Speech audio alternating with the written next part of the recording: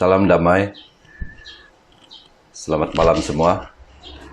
Kita bertemu lagi di dalam Bicara Sabda ini, di mana pada malam ini kita akan membincangkan topik pimpin keluarga, yang juga merupakan satu tagline kepada program Bicara Sabda ini. Kita awali dengan saya membacakan teks firman Tuhan di dalam 1 Timotius 3 ayat 2 dan 4 sehingga 5. Seorang penilik jemaat haruslah seorang, saya terus saja kepada ayat 4 dan 5, kepala keluarga yang baik, disegani dan dihormati oleh anak-anaknya. Jikalau seorang itu tidak tahu mengepalai keluarganya sendiri, bagaimanakah ia dapat mengurus jemaat Allah? Di dalam terjemahan yang lain, penilik jemaat ini ditulis penatua atau gembala atau pemimpin, bahkan ada yang menterjemah sebagai penyelia atau pengurus. Daripada teks ini, maka kita tahu bahwa adalah satu alasan yang kukuh kenapa kita harus menjadi seorang yang boleh memimpin keluarga. Karena pelayanan dan kepimpinan bermula daripada rumah. Ini bermakna penghormatan dan keberhasilan sebagai seorang pemimpin bermula dari rumah dan keluarga. Selain daripada teks ini, saya mau berkongsi dulu satu peristiwa, satu kisah, sekali lagi dari Alkitab, yang mana peristiwa ini, kisah ini biasa kita baca, bahkan menjadi cerita tradisi untuk anak-anak di dalam Lukas 19 ayat 1 sehingga 10 yang berbicara mengenai Zakius. Yesus masuk ke kota Yeriko dan berjalan terus melintasi kota itu. Di situ ada seorang bernama Zakius, kepala pemungut cukai, dan dia seorang yang kaya. Dia berusaha untuk melihat orang apakah Yesus itu, tetapi ia tidak berhasil karena orang banyak sebab badannya pendek. Maka berlarilah dia mendahului orang banyak, lalu memanjat pohon ara untuk melihat Yesus yang akan lewat di situ. Ketika Yesus sampai ke tempat itu, ia melihat ke atas dan berkata, "Zakius, segeralah turun, sebab hari ini aku harus menumpang di rumahmu." Lalu Zakius segera turun dan menerima Yesus dengan sukacita. Tetapi semua orang yang melihat hal itu bersungut-sungut. Katanya, dia menumpang di rumah orang berdosa. Tetapi Zakius berdiri dan berkata kepada Tuhan, "Tuhan, setengah dari milikku akan kuberikan kepada orang miskin. Dan sekiranya ada sesuatu yang kuperas dari seseorang akan kukembalikan 4 kali lipat." Kata Yesus kepadanya, "Hari ini telah terjadi keselamatan kepada rumah ini, karena orang ini pun anak Abraham. Sebab anak manusia datang untuk mencari dan menyelamatkan yang hilang." Kita tahu bahwa peristiwa ini atau kisah yang dari Alkitab tadi itu adalah satu peristiwa atau stesen akhir Yesus sebelum dia sampai ke Yerusalem. Maksud dia, kita tahu dalam siri penangkapan Tuhan Yesus, maka ini adalah stesen terakhir Yesus sebelum dia memasuki Yerusalem. Zakius yang merupakan ketua keluarga dengan serba kekurangan dan ada liability.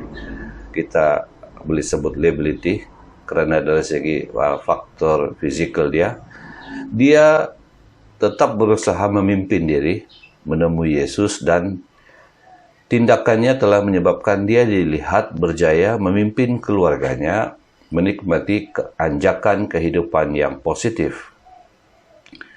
Fizikal yang pendek dan kerjaya sebagai pemungut cukai menjadikan dia sasaran cemoohan masyarakat. Sebaliknya, dari sudut yang lain, dia punya kekayaan. Jadi dalam keadaan serba kekurangan dari sudut yang lain, dan juga ada kelebihan dari sudut yang lain, Zakheus tetap menyadari bahwa dia dan keluarganya ada kekosongan yang lebih mendalam.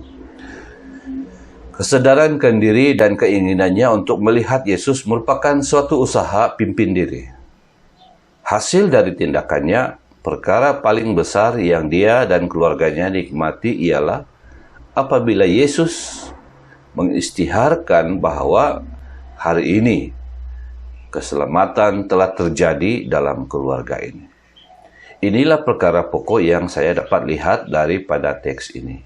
Perkara pokok dan perkara paling praktis dalam soal pimpin keluarga, yaitu satu, di mana kita berjaya memimpin keluarga kita menemui keselamatan yang kekal. Kita sebagai ketua keluarga harus sadar bahwa secara prinsip iman tidak diwarisi. Mungkin ini ada perdebatan lagi lah dalam segi teologi. Tetapi huraian saya ialah, contohnya kalau saya adalah generasi yang suatu masa mengalami revival. Saya telah menemui Tuhan, saya telah terima Tuhan Yesus sebagai Tuhan dan Juru Selamat. Dan itu menjadikan saya seorang yang beriman. Apabila saya berkeluarga, sebelum pun anak-anak saya, istri saya sendiri tidak semestinya akan dapat menikmati revival yang saya pernah nikmati. Setelah ada anak, iman percaya saya, keyakinan saya terhadap keselamatan itu tidak secara otomatis akan dipindahkan kepada anak saya. Melainkan saya sebagai ketua keluarga harus memimpin, harus memastikan agar keluarga saya turut menikmati keselamatan yang daripada Tuhan. Seisi keluarga harus kenal dan terima Tuhan secara pribadi. Dan itulah saya sebagai ketua keluarga harus memimpin dalam hal ini. Dan selain daripada usaha saya sendiri untuk memastikan anak saya percaya Tuhan, terima Tuhan, saya juga berusaha untuk supaya ahli keluarga saya dapat menikmati itu melalui tindakan melalui hamba-hamba Tuhan yang lain.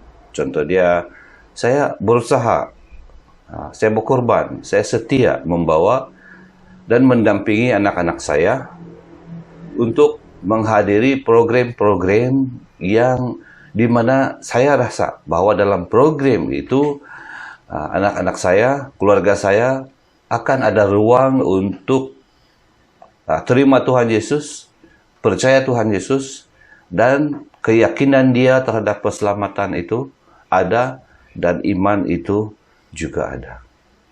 Jadi saya juga kadang-kala harus mengorbankan cuti-cuti. Apatah lagi memang tidak ada kemampuan yang sangatlah untuk bercuti. Dan saya melihat dari sudut program ini. Saya juga sangat tegas kepada anak-anak saya soal ajaran-ajaran yang salah, khususnya dari agama yang lain. Di samping mengasihi orang secara pribadi, tetapi tegas kepada ajaran-ajaran yang boleh merosakkan iman percaya. Dan saya juga selalu bersoal jawab anak saya dari dalam konteks apologetik. Syukur puji Tuhan ada yang mereka ini rajin tengok di YouTube dan ada persoalan-persoalan dan mereka ajukan, dan kami berbincang tentang isu-isu apologetik.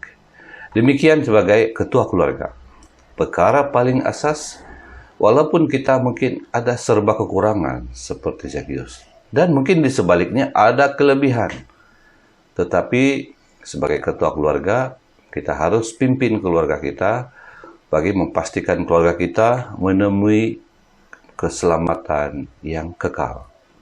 Praktis kedua daripada teks Zakius ini, cerita tentang Zakius ini, ialah sebagai ketua keluarga, kita memimpin keluarga kita untuk mengabdi kepada Tuhan. Keluarga yang telah dipimpin untuk mengenal Tuhan dan menerima keselamatan pasti akan mengabdi kepada Tuhan. Ini iman percaya saya. Zakius telah membuktikan pengabdian dengan mengisytiharkan. Di dalam teks itu dia berkata, Tuhan, setengah dari milikku akan kuberikan kepada orang miskin. Dan sekiranya ada sesuatu yang kuperas dari seseorang, akan kukembalikan 4 kali lipat. Saya percaya bahwa pengisytiharan Zakius ini dibuat di depan anak-anak dia, di depan keluarga dia. Bahkan turut didengar oleh masyarakat di sekeliling rumah waktu itu. Jadi ini hanya satu perlambangan tentang pengabdian. Saya percaya bahwa selain daripada selepas itu Zakius membuktikan soal pengabdian dari segi pemberian, bahkan ada pengabdian-pengabdian yang lain, yang dimana antara tindakan pengabdian kita kepada Tuhan dalam konteks kita dalam memimpin keluarga, satu ialah ibadah. Konsisten dan setia beribadah. Kita kena tunjukkan kepada anak-anak bahwa kadang-kala lemah fizikal, kesakitan dan sebagainya, kalau itu terlalu ringan, yang bukan gejala lah, yang tidak kaitan dengan COVID ini, kita berusaha juga untuk beribadah. Di dalam kesibukan di luar dari daerah, kalau bersama keluarga, kita kena tunjukkan kepada keluarga bahwa kita setia beribadah, kita setia mencari gereja. Dan sebab itu saya mengajar anak-anak saya untuk terbuka dan terima semua cara beribadah selagi itu bukan sesat. Kami sekeluarga beribadah di gereja saya. Kalau balik di rumah istri atau di daerah yang lain, kami boleh beribadah di gereja Katolik. Kami beribadah di gereja Anglikan, SIB, Basel. Semua kami terbuka. Kami juga mengendali persekutuan ibadah keluarga. Tetapi terus terang saja kami tidak dapat mengendali setiap malam. Kami kendali setiap minggu, di mana setiap kami akan mengendali ibadah secara bergilir pada setiap malam hari Ahad. Ada pujian, ada renungan, ada doa.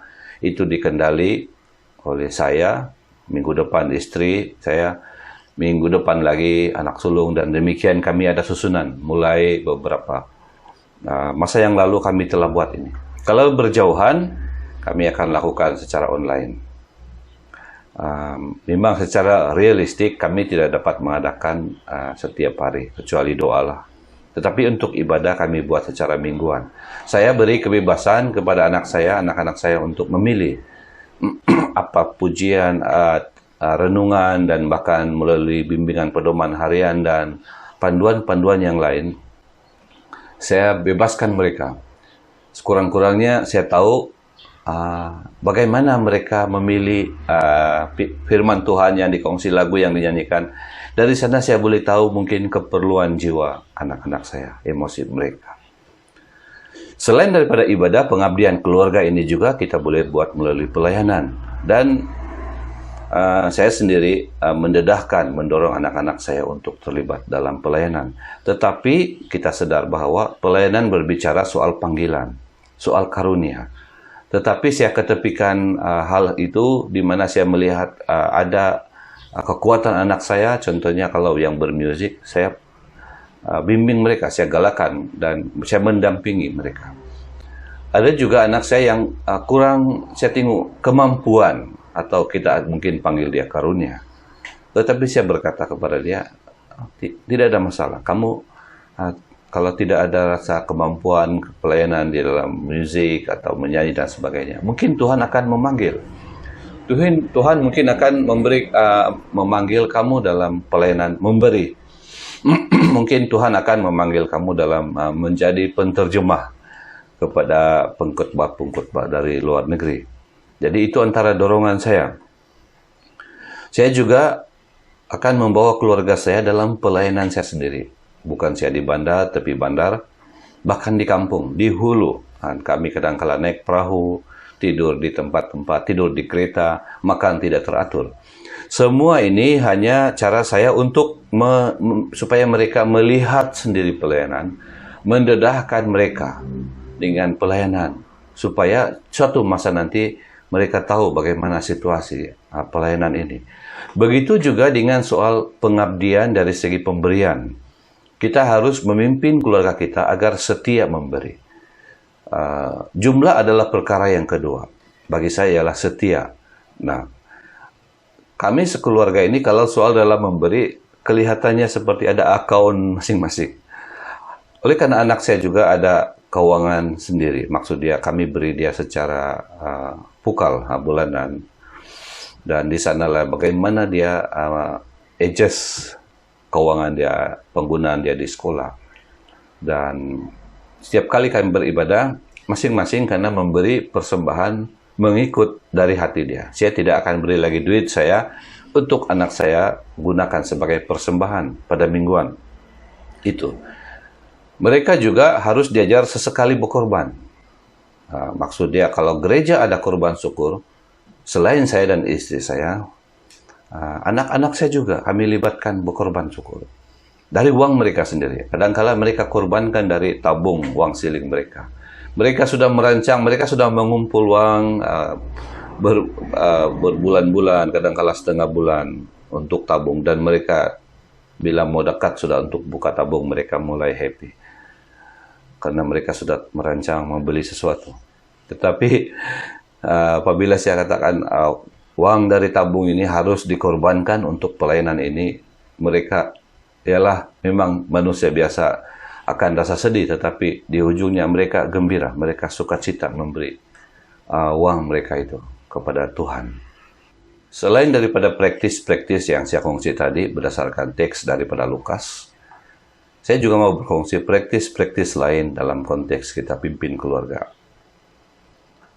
Dengan masa kita yang terhad, saya tidak dapatlah connect setiap praktis ini dari ayat-ayat firman Tuhan, tetapi dia mudah juga untuk kita memahami. Yang pertama, saya juga mengajar anak saya, memimpin anak saya tentang kesatuan.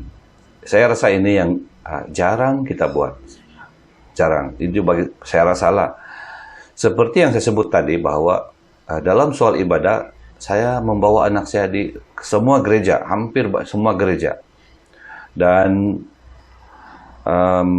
tujuan utama saya ini ialah saya mau membina satu pemikiran kesatuan pada anak-anak saya. Saya lihat bahwa salah satu penyebab kenapa susahnya gereja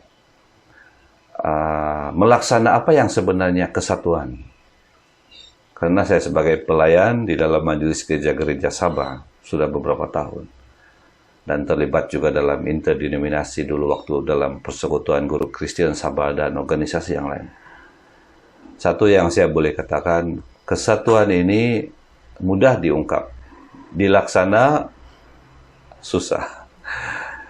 Ya, ini terlalu panjang untuk diurai. Dan itu sebabnya saya mengambil ini sebagai satu pengajaran. Dan saya mengajar kesatuan kepada anak-anak saya. Saya memberitahu mereka bahwa gereja ini, gereja itu, bagaimana sedikit doktrin mereka, liturgi, kelebihan mungkin, dan kita anggap kekurangan dan sebagainya. Tetapi yang asas dia ada pengajaran yang benar, yang sihat, dan tetap memimpin kepada keselamatan yang kekal, terbuka. Itu cara saya. Dan puji Tuhan anak-anak saya. Dan kalau kita berusaha, kita boleh kendali keluarga kita dalam hal ini, saya rasa impact yang besar suatu masa akan datang untuk kesatuan gereja-gereja. Di samping itu saya mengajar anak saya untuk mendampingi semua pastor. Siapa juga hamba-hamba Tuhan dari gereja-gereja yang lain.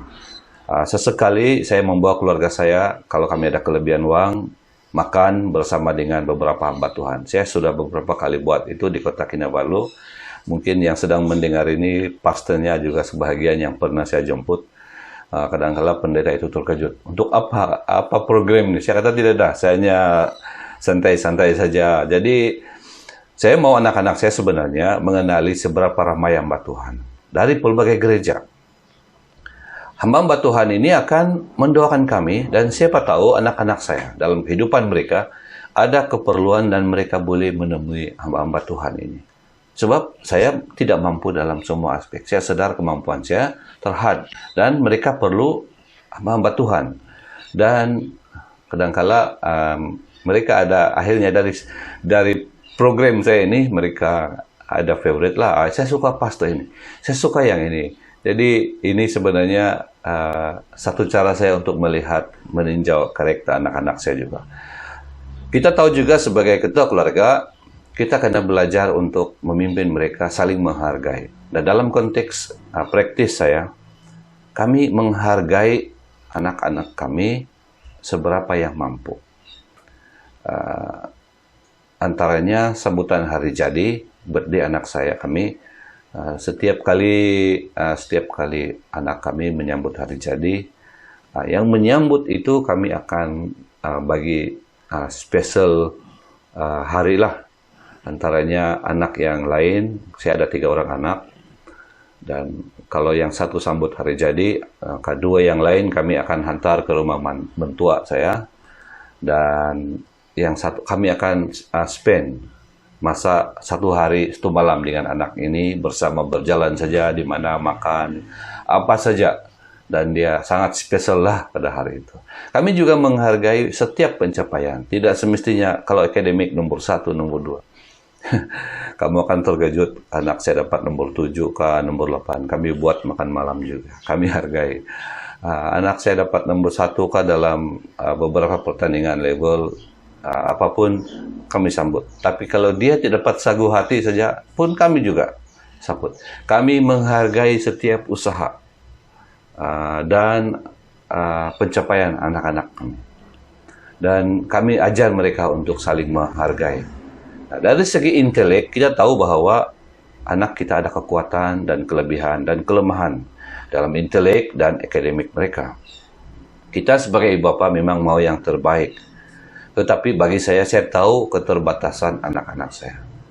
Dari lahir kita berdoa untuk supaya intelek dia berkembang, maju dan sebagainya.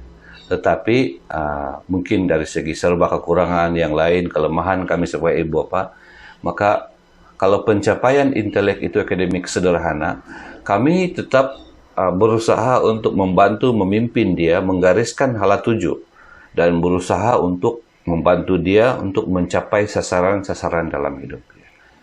3 orang anak saya, secara asas kami sudah tahu apa kekuatan intelek akademik dan agak-agak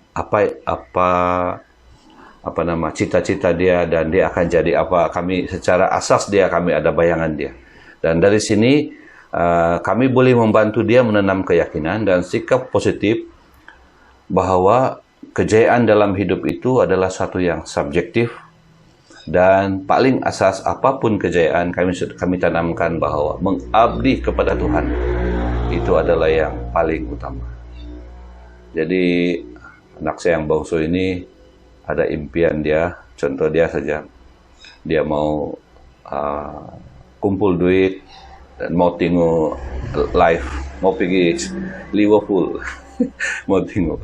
Dan ini satu impian yang tidak tahu tercapai atau tidaklah, daripada Tuhan saja. Nah, satu lagi yang mungkin jarang kita sadar, sebagai keluarga kita ada keluarga sendiri, dan sebelah kita dan sebelah istri mentua.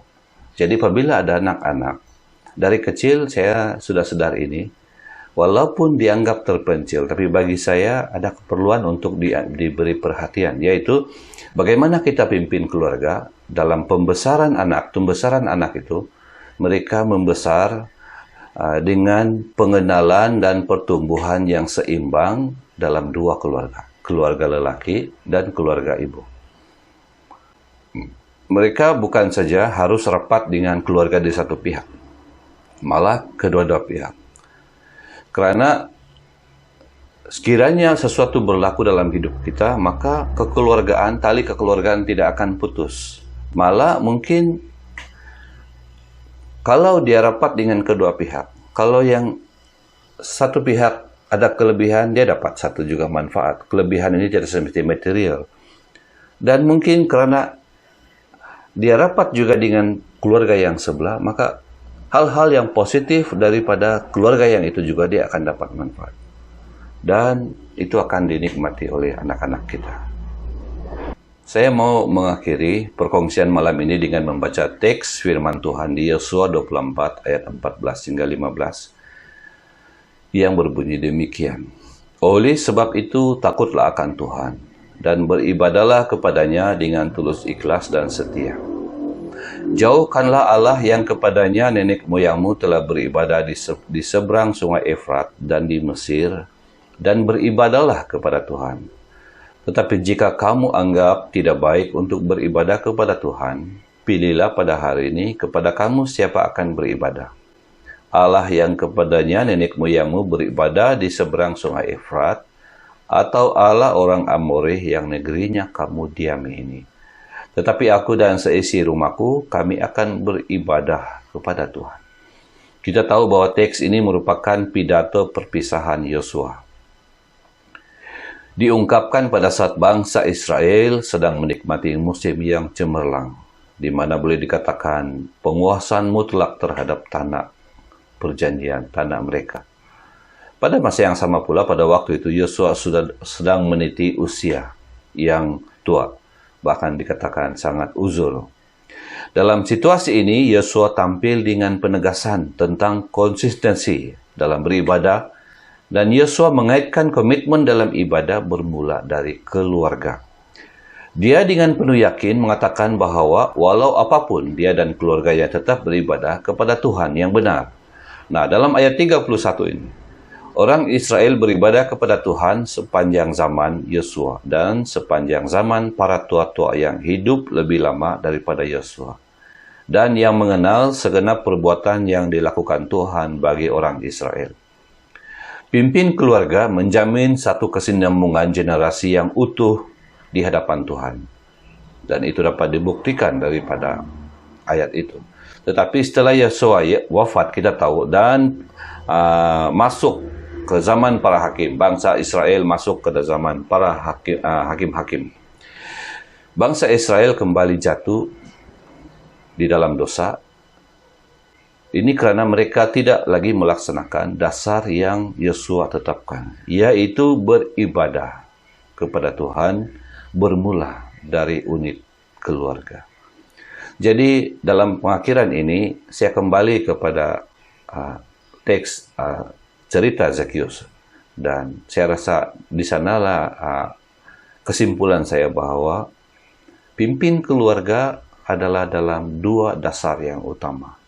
Satu, keselamatan, tanggung jawab kita untuk, dengan kata yang mudah, masuk surga kita dan keluarga kita dan generasi. Kedua, pengabdian dari segi ibadah. Maksudnya pengabdian dalam konteks pengabdian. Seperti mana penegasan dan kata-kata perpisahan Yosua, dia menegaskan tentang ibadah. Dan di dalam Timotius, bahwa disebut ibadah itu mengandungi nilai yang sangat mendalam. Itu sebabnya, itu berbicara soal pengabdian. Jadi, selagi kita boleh memimpin keluarga dalam dua dasar ini, saya percaya bahwa praktis-praktis yang lain, yang dimana sebahagian saya kongsi dan sebahagian lagi tidak sempat dikongsi, dan juga mungkin amalan saudara dan saudari semua, itu akan tetap berlaku. Saya juga mengaku bahwa saya banyak kekurangan, kelemahan dalam pengurusan keluarga, pimpin keluarga, dan masih terus mau belajar.